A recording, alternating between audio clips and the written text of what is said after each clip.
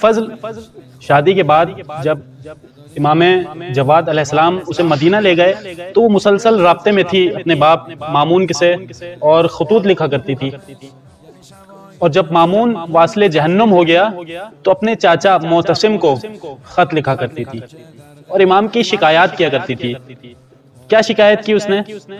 کہ امام جواد نے دوسری شادی کر لی ہے، اور اس طرح سے ابن ابی داؤد معتصم کے پاس آتا ہے اور کہتا ہے کاش میں 20 سال پہلے ہی مر گیا ہوتا۔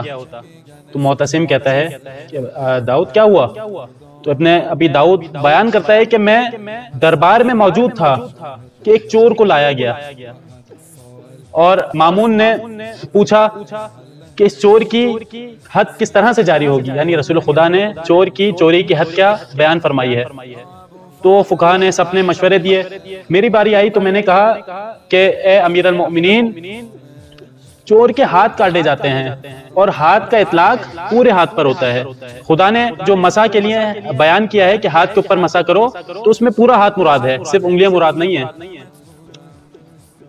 تو پھر مامون نے میری اس بات کو قبول کیا، لیکن اس نے آخر میں امام جواد کو بلا لیا تاکہ ان سے بھی مشورہ لیا جا سکے۔ تو امام جواد نے مامون سے کہا کہ مامون، ان سب کی رائے غلط ہے، ان سب نے جو حکم بیان کیا ہے، جو چوری کی حد بیان کی ہے، وہ غلط بیان کی ہے۔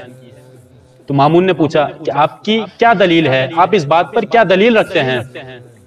جبکہ ابن ابی داؤد نے تو یہ آیت بیان فرمائی ہے۔ تو امام نے کہا کیا تم نے وضو والی آیت نہیں دیکھی کہ ہاتھوں کو دھو لو کوہنیوں تک؟ تو اس کا مطلب کہ چور کے ہاتھ کوہنیوں تک کاٹے جائیں گے؟ تو پوچھا تو چور کے ہاتھ کہاں سے کاٹے جائیں گے؟ تو امام نے فرمایا چور کے ہاتھ انگلیوں تک کاٹے جائیں گے، اس کی ہتھیلیاں چھوڑ دی جائیں گی۔ تو پوچھا کیا دلیل ہے؟ کہا کہ جب خدا نے انسان کو سجدے کا حکم دیا کہ تم سجدہ کرو، تو خدا نے یہ بھی فرما دیا کہ اعضائے سجدہ کون سے ہیں، اور ان میں ہتھیلیاں بھی شامل ہیں۔ بس ہتھیلیاں عبادت خداوندی بجا لاتی ہیں، اس لیے تم صرف انگلیوں کو کاٹو۔ تو مامون نے امام کی اس بات کو قبول فرمایا اور چور کی صرف انگلیاں کاٹ کر اس پر حد جاری کی گئی۔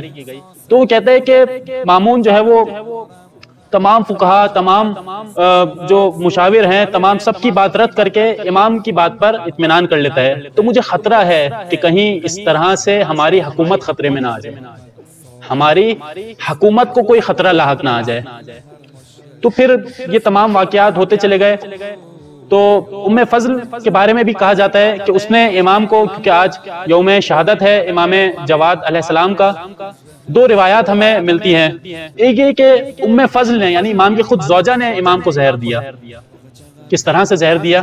عزیزان گرامی، امام کو گھر میں زہر دیا، اور زہر کا اثر امام کے اوپر اس قدر ہوا کہ امام کا جگر جلنے لگا، امام کا جگر جلنے لگا، اور امام کو پیاس کی شدت محسوس ہوئی۔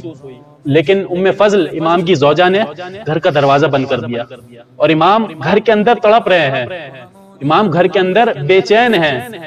عزیزان گرامی، علامہ مجلسی بہار میں لکھتے ہیں کہ امام مچھلی کی طرح تڑپ رہے تھے، امام مچھلی کی طرح تڑپ رہے تھے۔ آسان بات نہیں ہے، یہ ہم سن لیتے ہیں اور گزر جاتے ہیں کہ امام کو زہر دیا اور امام شہید ہو گئے۔ نہ عزیزان گرامی، امام تڑپ رہے تھے، تڑپ رہے تھے۔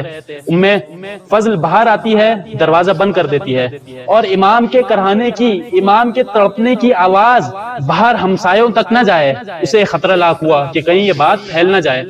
تو وہ دروازے پر آتی ہے، اپنی کنیز کو بلاتی ہے، اور دروازے پر دونوں بیٹھ جاتی ہیں، اور کہتی ہے کہ زور زور سے تالیاں بجاؤ، زور زور سے تالیاں بجانے لگے تاکہ امام کی آواز ہمسایوں تک نہ پہنچے۔ عزیزان گرامی، دوسری روایت جو ہمیں ملتی ہے کہ معتصم نے اپنے وزیر کے ذریعے سے امام کو زہر دیا۔ کس طرح سے؟ امام کو دعوت دی کہ بغداد آ جائیں، امام نے دعوت کو رد کیا، دوبارہ اصرار کیا کہ آپ ہمارے ہاں تشریف لائیں تاکہ ہمارا مقام بابرکت ہو جائے۔ تو امام مدینہ سے بغداد تشریف لے گئے، اور جاتے وقت یہ سب کو بتا دیا کہ میں اس بار جو بغداد جا رہا ہوں، میں واپس نہیں آؤں گا، میں واپس نہیں آؤں گا، اور یہ میرا بیٹا علی نکی یہ تمہارا ولی ہوگا، یہ اگلا امام ہے۔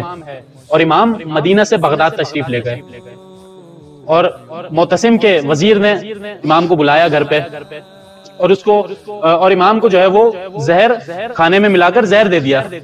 امام نے وہ کھانا تناول فرمایا. اس کے بعد امام رک گئے, ٹھہر گئے. تو اس وزیر نے کہا کہ آپ چند لقمے اور کھا لیجئے. تو امام نے کہا کہ اے شخص, جو تمہارا ارادہ تھا, جو تم چاہتے ہو, وہ اس سے پورا ہو جائے گا, اس کے لیے وہ کافی ہے. تو زہر کا اثر امام کے بدن میں بڑھتا گیا اور امام کی اس طرح سے شہادت واقع.